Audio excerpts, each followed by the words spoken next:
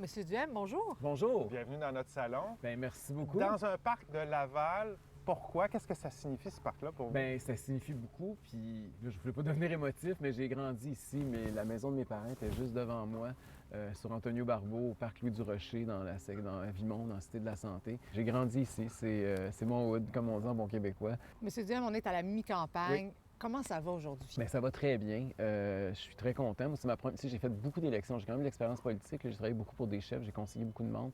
Mais être sous les projecteurs, c'est une autre paire de manches. Il y a un tweet au cours des derniers jours qui a attiré mon attention. Vous avez dit que vous étiez plus nerveux de vous présenter en public avec votre conjoint que de présenter vos politiques économiques. Oui. Qu'est-ce qui vous rendait si nerveux?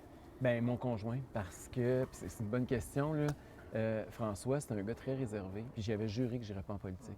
Et quand c'est arrivé le choix, ça a été très déchirant. Au début, il m'a dit un non catégorique. Puis à un moment donné, il m'a dit « vas-y, vas-y ». Donc, on est embarqué là-dedans en couple, parce que tu peux pas aller là tout seul. Mais il m'a dit « la seule condition, c'est que je ne veux pas être visible ». Et là, la campagne avançait, il y avait de plus en plus de questions, puis je sentais qu'il fallait qu'à un moment donné, tu sais, je peux pas faire comme si ça n'existe pas, là.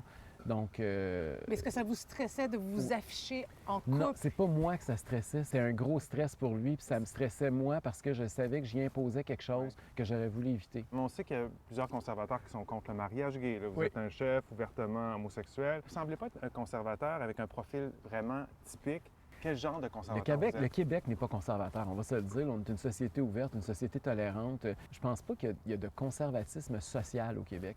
Mon conservatisme, à moi, il est économique. Est-ce que vous avez parlé avec Pierre Poilievre? Oui, je l'ai félicité pour sa victoire. Est-ce que vous allez collaborer avec lui? Bien, écoutez, moi, je suis un conservateur sur la scène fédérale. Je l'ai été depuis déjà plusieurs années. Maintenant, on est deux partis qui sont totalement autonomes. Moi, j'invite nos militants qui veulent militer pour le parti qu'ils veulent sur la scène fédérale, qui veulent voter pour qui ils veulent.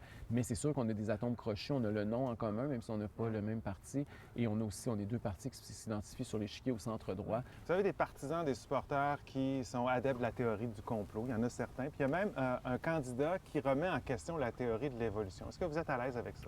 Écoutez, moi, là, d'abord, je crois à la liberté de conscience. Là. Les gens ont le droit d'avoir leurs valeurs religieuses. Cela étant dit, le Parti conservateur, il faut que la personne qui comprenne que quand elle entre dans le Parti conservateur, il y a quand même des lignes directrices. Et celle-là, c'est clair. Tu sais, je veux dire, par exemple, sur la question de l'avortement, c'est un parti pro-choix, c'est pas négociable. Alors, le candidat de Laval-des-Rapides qui remet en question la théorie de l'évolution, Mais vous le gardez avec vous? Bien, ce que je vous dis, c'est qu'il faut qu'il soit, quand il est dans le parti, il peut pas promouvoir ces idées-là.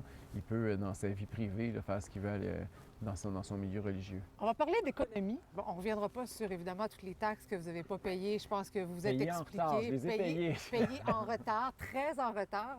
Il y a quand même des gens qui se questionnent sur votre capacité de gestionnaire. Dans un gouvernement conservateur, quelle sera les coupes dans les services publics? Quel sera l'impact sur les services publics? Il n'y aura pas de coupe comme telle. Ce qu'on veut faire, c'est qu'on veut freiner la croissance des dépenses. On veut que pendant notre mandat, les dépenses augmentent de 16 plutôt que de 25-30 comme les autres Oui, mais il va y avoir un impact proposent. sur les services publics. Ils vont être financés comment? Bien, d'abord, on veut couper, par exemple, les subventions aux multinationales. Nous, on n'est pas un gouvernement, on ne croit pas à ça. Là. Monsieur Pierre Fitzgibbon, le ministre de l'Économie, qui se promène et qui distribue des milliards aux entreprises, on pense qu'il faut mettre fin à ça. Donc, ce que vous dites aux Québécois aujourd'hui, c'est qu'un gouvernement conservateur, malgré les coupes, malgré les baisses d'impôts de près de 30 milliards de dollars, il n'y aura pas de coupe dans les services Non, aux c'est citoyens. exactement ça. Ça, c'est notre engagement. Je veux revenir sur ce que vous avez dit hier au débat concernant les CPE. Vous avez dit, dans à peu près tout le Québec, que vous ne voulez pas abolir le réseau des CPE. C'est vrai. J'ai vérifié dans votre programme, c'est écrit noir sur blanc, que vous voulez cesser les subventions. Non, on veut une transition. Ce qu'on dit, là, c'est Mais qu'on... c'est écrit dans votre... Je peux vous sortir votre... Sortez-le, là. On veut une transition, OK? Ce qu'on veut, là, c'est qu'il y ait... D'abord, on veut que les gens, tous les parents, il y a 52 000 parents qui nous écoutent, là, qui n'ont pas accès à la garderie présentement, ils n'ont pas d'aide du gouvernement. On veut que ces gens-là puissent avoir de l'aide. On veut leur donner 200 $ par semaine. Oui, mais ça ne par donne pas enfant. des places. Ça, moi, quand je cherchais une place pour mes enfants, là, vous aviez 200 $, ça ne me donne pas de place en garderie. Les garderies privées non subventionnées au Québec, présentement, là, il y a 30 000 places de disponibles. Il y a possibilité d'avoir de la place. Le seul problème, c'est qu'il n'y a pas d'argent Pourquoi présentement. pas bonifier le réseau actuel? Parce que c'est écrit dans votre programme que vous allez réduire les montants des subventions versées aux garderies Pour les subventionnées et aux transférer CPE. par les bons. C'est-à-dire qu'on veut qu'au lieu que l'argent aille directement du gouvernement au CPE. On veut que l'argent aille aux parents Oui, qui, mais lui, le redonnent au CPE. Oui, mais vous allez signer la mort des CPE si Mais vous non, ne les subventionnez pas. plus. Absolument pas. L'argent va venir des parents. S'il y a 52 000 parents qui veulent une place, c'est parce que ce réseau-là, il est populaire. Les parents aiment les CPE parce qu'il y a des éducatrices qualifiées, il y a des projets éducatifs. Pourquoi pas bonifier le réseau Il actuel? va falloir qu'on ait quelque chose de plus décentralisé, qui correspond davantage à la nouvelle réalité de plus en plus de parents. Puis ces parents-là aussi ont besoin d'une aide. Puis ces parents-là aussi payent des taxes comme les autres. On va parler un peu de la grogne au Québec. Vous avez Oui. dit en juin que vous voulez faire entrer la grogne Oui. au Parlement. Est-ce que vous pensez encore ça aujourd'hui? Bien, écoutez, je pense que tous les partis d'opposition veulent faire entrer la grogne au Parlement. La grogne, là, c'est l'insatisfaction, c'est le mécontentement. Est-ce que vous C'est êtes sûr le que- représentant de cette grogne-là au Bien, Québec? je pense que oui. Je pense que les gens qui ne sont pas satisfaits du gouvernement Legault, les gens qui sont mécontents du gouvernement Legault devraient voter pour le Parti conservateur. On est ceux qui se tiennent le plus debout face aux politiques du gouvernement Legault. Si vous êtes mécontent, votez pour Mais il y a l'opposition. déjà pas mal de tensions en ce moment, puis on l'a vu dans cette campagne-là. Si vous entrez au Parlement, puis vous êtes le représentant de cette grogne-là, il va falloir quand même la canaliser. là. Oui, mais la grogne, il faut faire attention. Il y a une différence entre la grogne et la violence. Là. Je ne suis pas du tout dans les questions de violence. Et le fait, justement, de faire entrer des députés conservateurs autour de la table où se prennent les décisions au Salon Bleu de l'Assemblée nationale, ça va faire diminuer la pression puis la tension parce qu'on va avoir l'impression de vivre dans une démocratie. Environnement maintenant. Oui. Est-ce que ça vous inquiète, les changements climatiques? Évidemment, je pense que ça inquiète tout le monde. Cela étant dit, il y a une différence entre vouloir, tu sais, ce qui m'inquiète aussi, c'est l'espèce des vœux pieux de certains partis.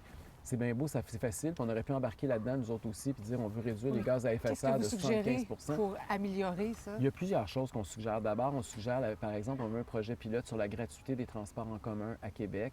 On veut aussi financer l'électrification des transports au Québec par l'exploitation de nos hydrocarbures, de notre gaz notamment. La pollution ne s'arrête pas à nos frontières. Il faut regarder ça de façon Oui, mais il planétaire. faut faire notre part. On a Oui. notre part à faire, oui.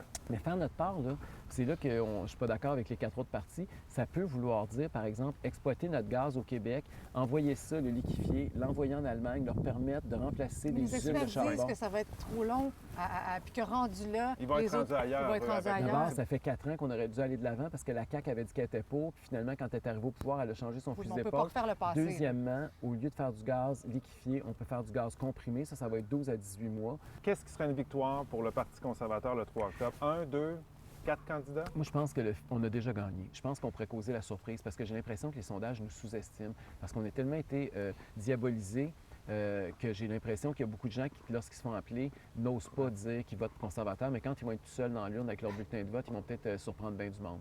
Quelques questions en En rafale. rafale. Allez-y, On répond à un ou deux mots.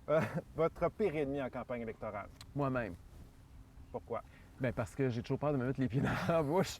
Êtes-vous souverainiste ou fédéraliste? Bien, je suis un nationaliste, mais je veux le faire à l'intérieur du Canada, donc je pense qu'on peut dire fédéraliste. En terminant, la manchette que vous rêvez de lire à votre sujet. Bien, victoire contre du Parti conservateur, c'est juste ça qu'on veut le 3 octobre. Merci beaucoup, M. Merci à vous Diab. deux. Bonne fin de campagne. Merci.